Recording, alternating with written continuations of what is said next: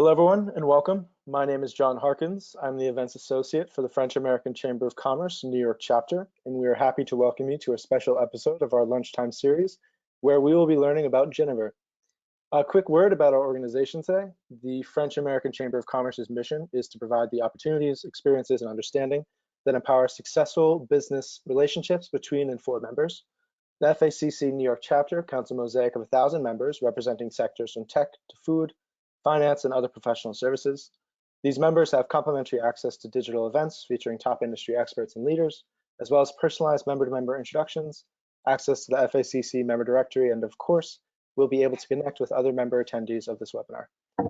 Now, just a couple of housekeeping notes before we get started. This webinar will last around 45 minutes with about a half hour or so of presentation, and then 10 to 15 minutes of mixing lessons. And of course, this webinar will be recorded and the slides will be available to all attendees, so don't worry about missing a thing. Now, just a quick intro into our topic and our wonderful speakers. Today, we will explore the BCI umbrella of brands outside of France to the Boomsma Distillery in the Netherlands. The Boomsma Distillery was created in 1883 by Dirk Boomsma and is still today a 100% family-owned business. Chantoine, the fifth generation owner, is leading the company and continues to cherish the family values and traditions through their production of Dutch Genevers and Herbal Bitters in the province of Friesland in the Netherlands. Not sure I'm pronouncing that correctly. And during this webinar, we will learn more about these delightful and traditional spirits with a webinar led by Chantoine Boomsma, and we will also enjoy a fun cocktail mixing class led by expert bartender Francois Morisson. Just a note about our speakers. Chantoine comes from a long line of spirit makers, and after spending years abroad and outside the family business, Chantoine joined the Boomsma company in 2003, starting in exports and sales to learn more about the surrounding market. In 2009, he took over the company, and with his sister Saskia, they've been leading the company ever since. The most important part of their work is the respect for the tradition, which has been passed down over generations to ensure the highest quality spirits. Francois, our expert bartender, while originally from Paris, Francois' first experience behind the bar was in Tokyo, and he hasn't looked back. Francois has had an illustrious career behind the bar as he's taken up residencies at several world-renowned restaurants, such as Balthazar, Pastis, and Cherche Midi, to name a few. After years of consulting for bars, clubs, and liquor brands, Francois is now the National On-Premise Strategic Accounts VP for BCI. Now, I won't keep us all waiting any longer. I'll hand it off to Chantoine. Chantoine, if you'd like to get started. Okay. Thank you very much for this very kind introduction, and thank you very much for attending all. So what we're going to do is, first of all, I'm going to talk a little bit about our distillery, Boomsma Distillery, and then I'll take you to the world of Geneva and a little bit of gin. So hopefully after this session, you will know more about Geneva and gin, and that we are the predecessor to gin. So that's something I hope you will remember. So Boomsma Distillery, there we go. Founded by my great-great-grandfather, Dirk Boomsma, in Leeuwarden, the Netherlands, and Leeuwarden is a province of Friesland. I'll show you later on where that is. And we were founded near the tower called the Olderhoven. You see it here on the left slide, and it's leaning over, and it's our own Tower of Pisa, and it's the Tower of Pisa of the North, we call it. So, as John already said, we're a 100% family-owned company, and we're very proud of that. So we have no other investors in there. And we are the fifth generation. My sister Saskia and I, we've taken over the company in 2003, and since then we lead the company. Since 135 years, we're a leading producer of Dutch spirits. Typical Dutch spirits is Geneva, but also a lot of we have herbal drinks, herbal bitters, and herbal liqueurs. I'll come back later on to herbal bitter. And we're also an importer and also producer of international spirits as whiskey and vodka.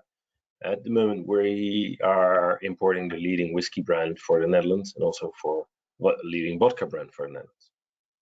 We have 45 employees, and we have a turnover of around 50 million euros. So here's the Netherlands.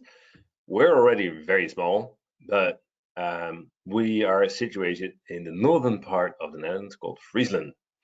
And Friesland is a province of the Netherlands, as you can see at the other provinces, Groningen and Amsterdam. Obviously, most people know Amsterdam, but we feel we're not Dutch people.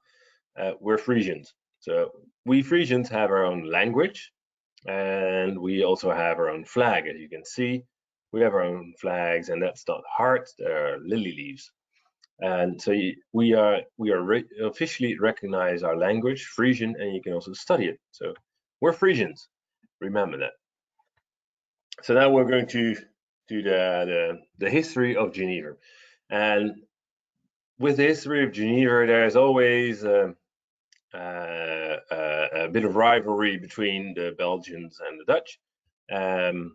I think this is the true history of Geneva, where juniper berry is already known in ancient Greek times for its medicinal values, and we think it's from there that we have grown to use the juniper berries and make it a medicinal. We go to make it for our drinks. So in the 13th century, juniper berry is very known for its medicinal cordials, and certainly during the pest they thought it would help, and then we used it in the 15th century. We used a grain distillate, but we were not that very good in making the distillate, and we used the juniper berry to make it more tasty, and we were very successful at it. So between 1500 and 1700, every sizable town in the Netherlands had several distilleries, and the biggest hub for the distilleries was Schiedam, which is more in the southern part of the Netherlands. And obviously we are a sailing nation, and the VOC is where we took our Geneva on board, and we took it to all our countries, and then we during the 30-year war, it was christened as Dutch courage. What would happen is, before we went to war, we gave the English 2 shots of Geneva and to steady their nerves. So, and they would call it Dutch courage, just to give them some courage. And from there on, we had our own Dutch William of Orange III. He came on the throne of England, and then that was also the starting point for gin distilling in England. So what they did, they took our Geneva and they took it to England, and then they were very fond of the drink, and then they started redistilling it and made gin out of it. So that's a very short history of Geneva. It goes way, way, way back, and but that's the history of Geneva, very shortly.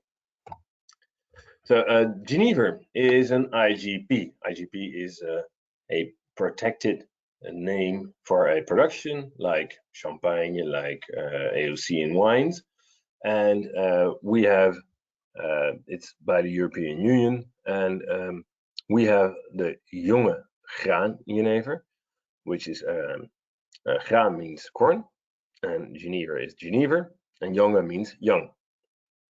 So it can only be produced in the Netherlands, Belgium, and the northern part of France. It has to be produced from neutral grain alcohol with a minimum of 1.5% of malt spirit. I'll come back to you on the grain alcohol and the malt spirit later on. It has to be aromatized with juniper berry and a minimum alcohol percentage of 30%. So this is just the minimum requirements from the IGP. From Jonge, we also have oude. Oude means old, also graanjenever. It's also grain Geneva. And this one can only be produced in the Netherlands and Belgium. Again, has to be, well, can be produced from neutral grain alcohol, but has to have a minimum of 15% of malt spirit. And then again, it has to be aromatized with juniper berry. Here the alcohol percentage has to be 35%. So this is just the theory. So how do we make our Boomsma Genever? And the sub question I always ask is, how do we produce our blend? Because that's very, very important. If you look at the difference between Genever and gin, Genever has to be a blend. Has to be always a blend between grain alcohol, malt spirits, but we also use corn spirits just to make it a little bit special. So for you to understand the different types of alcohol, I'll just go into the different types of alcohol. There you go. Grain alcohol. Grain alcohol is the most neutral grain alcohol we use. It's only made with wheat, and it's made in a rectification still. I'll show you later on, I'll show you rectification still, but it's a big high pipe, and it's a continuous process, and you can produce very pure alcohols in there until 96.6%. And you get a very pure, slightly grainy and crisp alcohol.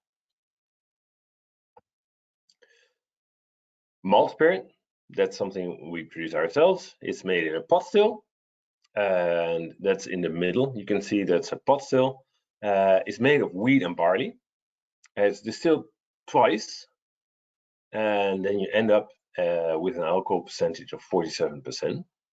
And because you distill it traditionally in a pot still, only at 40 until 47%, the result is that you get a multi-flavored grain alcohol, which is very rich and brings a lot of flavor to the blend.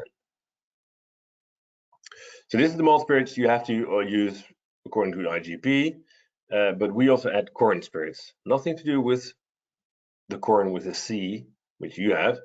It's a corn spirit with a K, and the mash is wheat, barley, and rye. This is triple distilled in our pot still until 72%. So 72% it's triple distilled, so it's high in alcohol, less tasty, but still the rye brings it a very distinctive character. So that's very important. If you think of Genever, Genever is a blend. So how do you produce it? So this is not very well, I say it's not very sexy because it's 2 charts of our production, and you can see we use computers to operate our stills. So we have a very traditional part, the copper pot stills, very traditional, but we also have very modern stills, which are operated by computers. So just to let you know. This is our production facility, and in the middle of your screen, there's the biggest pot still we have. It's 2,500 liters, and it's from copper. Obviously, it's heated by steam. And if you go a little bit more to the right, you see a high column with a lot of little windows in there, and this is a rectification still, a small one, to make pure alcohol. Was the alcohol we use the grain alcohol. You have a rectification still, which is much bigger. This is also the reason why we cannot make it, because they can make it better than we can.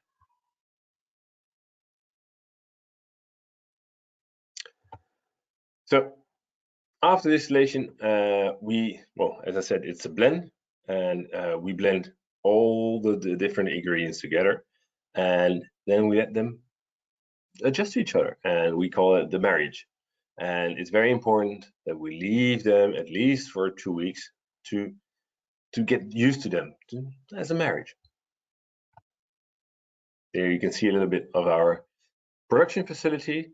We have our own bottling plant. This is our bottling plant, and we're very proud to have our own bottling plant. So we are very flexible.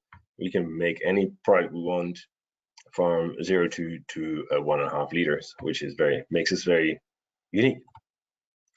So how do we make Boomsma Jonge Reine? So this is the blend. Blend is composed of grain alcohol, malt spirits, and corn spirits. We add them all together, and then we add the juniper berry, which is obviously we have to do according to the IGP. And but we use a juniper berry extract, but we also add a small touch of lime and mandarin distillates for the freshness. So if you smell our Genever, it's very fryish and crisp. I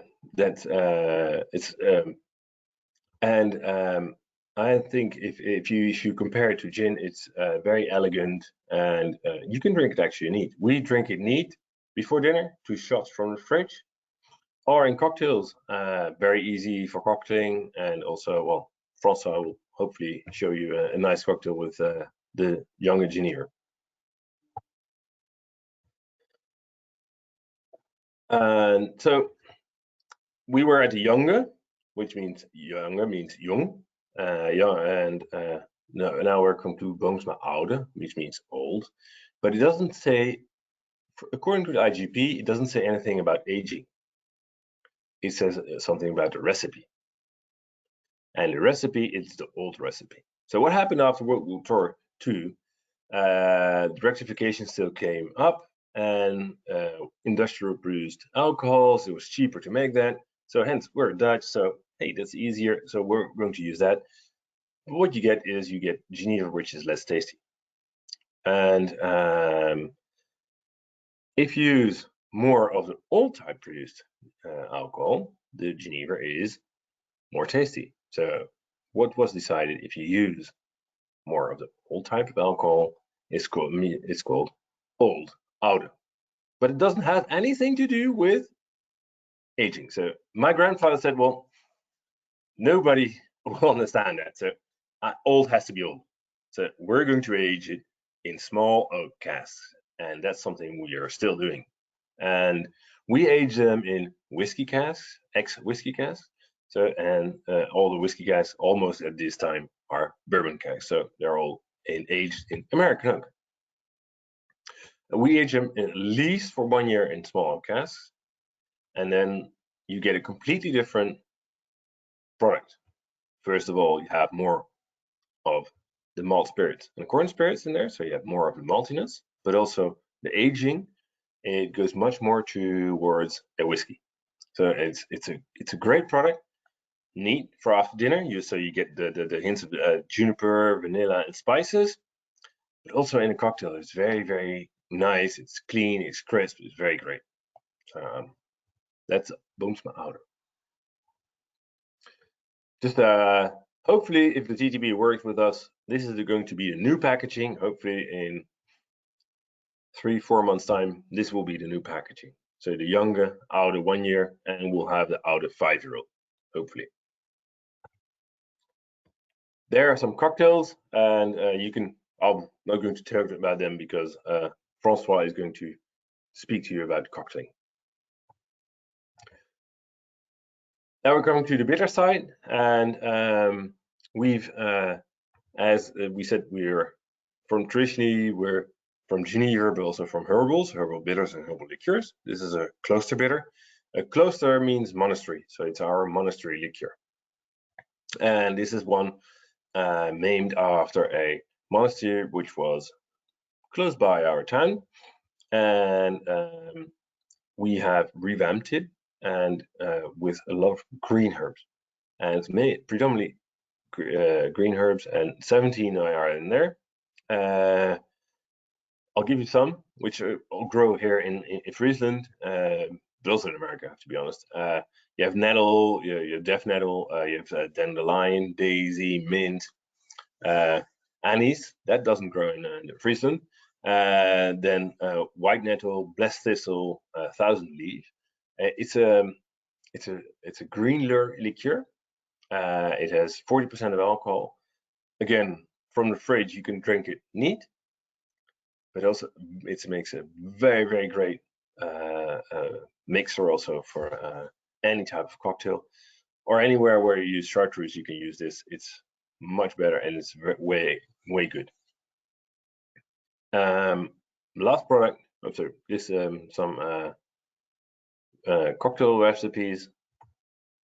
The last one is Berenburger. This is a herbal bitter, and the herbal bitter. This is where we also started the company. We started coming with bitters, with the herbal bitter and Genever, and this is still produced according to our family recipe. We had where we're from. I told you is we're from Friesland, and in Friesland, every town had their own Berenburger recipe. And this is our own family recipe. Unfortunately, there are not many recipes left, but this is still the recipe we use. What we do is we have all the herbs like the gentian root, juniper berry again, licorice root, laurel berry, bay leaf, coriander seed, blessed thistle, and sweet orange peel. I'm not going to tell the others because it has to be a little bit of a secret. And we let them macerate in a big extraction tank in grain alcohol and malt spirits for 35% of alcohol for at least 8 weeks, sometimes a little bit longer, sometimes a little shorter, depending on how it ages. And then we take away the extract, and then we reduce it to 30%, and you get a very, very nice Frisian Berenburger, our Berenburger. And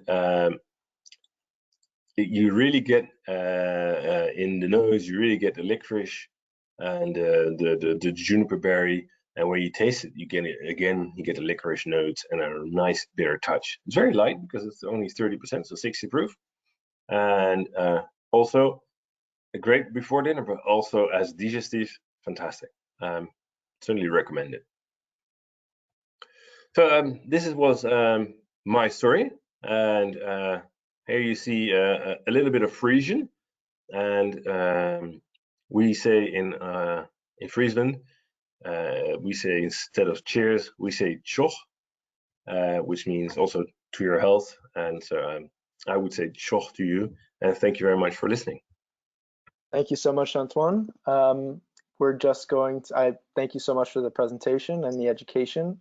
I think now I'm gonna take control, and we are going to pass it on over to Francois so we can get an idea of the mixology behind it all.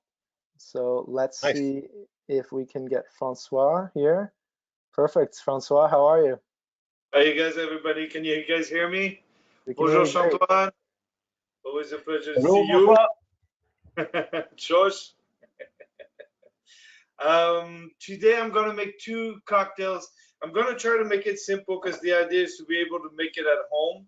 So I'm going to use some utensil, but you don't have to. It's mostly built in the glass. So the first one is something very fresh. I'm going to do with a little bit of a soda drink, something that you can enjoy all the summer long. So I'm going to use the Junge, the Boomsma Junge with the first expression. And here I'm just going to do like 2 ounces of that. But first, I forgot, I'm going to get some mint. And I keep the mint in the fridge so it's nice and fresh. The mint will give a nice little herbal flavor, which already has some in it. I'm going to gently muddle it. You can do that in your glass if you don't mind the mint when you drink it. So it's really just to get the essence of the mint. So now I'm going to put the 2 ounces of the Junge, the Boomsma Junge. My Frisian is very bad, so I apologize, Chantoine. I'm going to use a little bit of a crème de fruits, which is a framboise, the raspberry crème de fruits. You can find that pretty much everywhere in New York.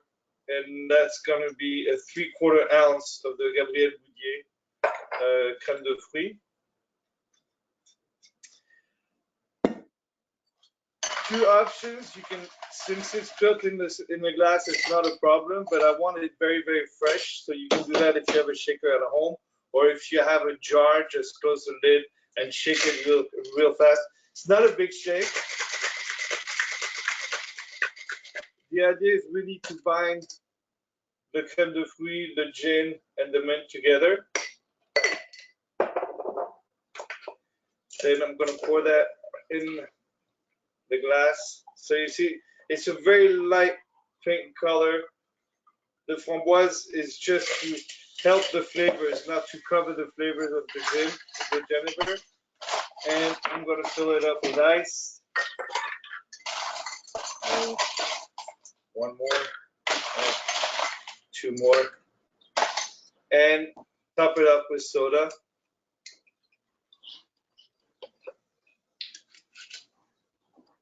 If you use a straw, you can use a straw as a stirrer just to get the nice homogeneous color. I like a little garnish of mint. And here you go. Here's a little raspberry fizz with the Genever. It's a little early for me to drink, but I do have to taste it. Yeah, it's really nice. You get that Genever flavor, that herbal with the mint, super fresh and a very nice hint of raspberry finish.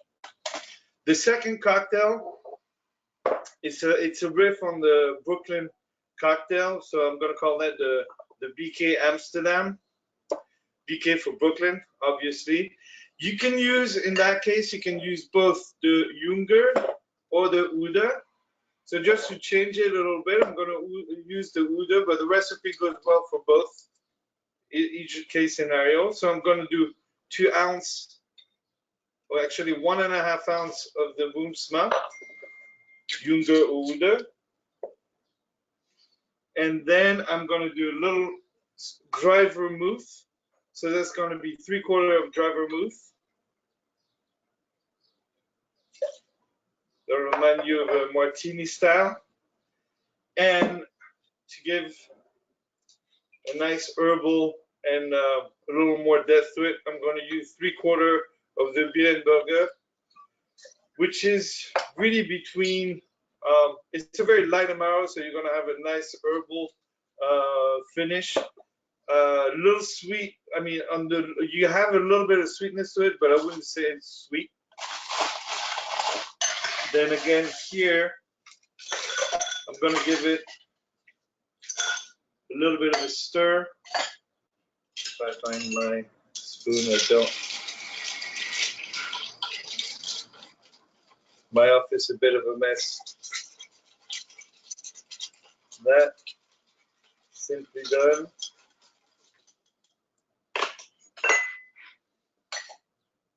Then you're going to pour that in a little martini glass. Nice, fresh, perfect. And we're going to do orange peel that you don't need to keep inside. It's really to get the oil of that.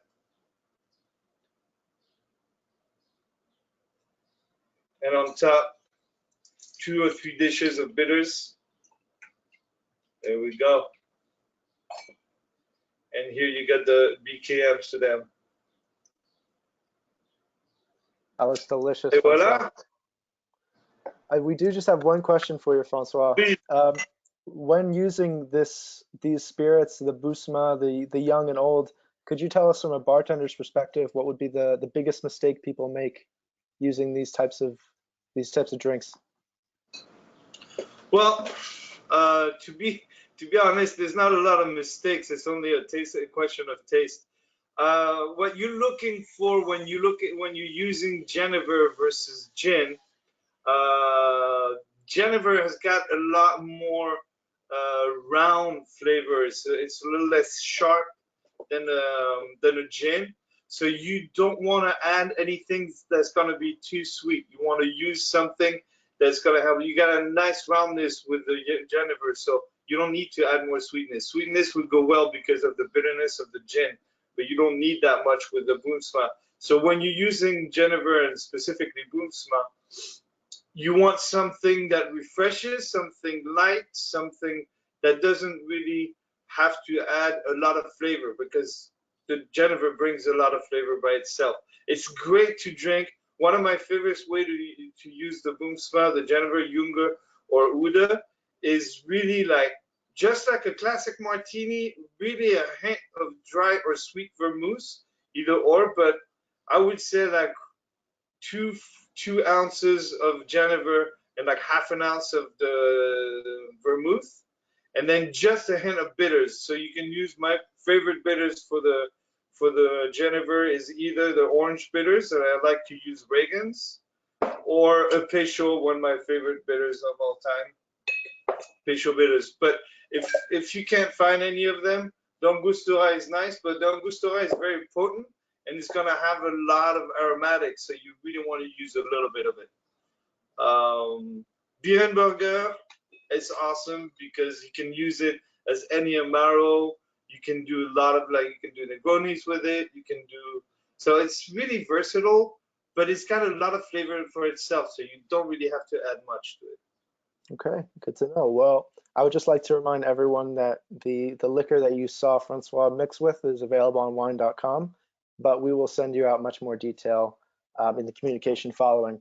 I would like to thank Francois and Chantoine for dedicating their time here to showing us not only the history of it all, but also how you can do this at home, which we will all surely need this weekend. I can tell you that. But again, thank you so much. And I would just like to remind everyone listening that we have a great schedule of webinars coming up next week.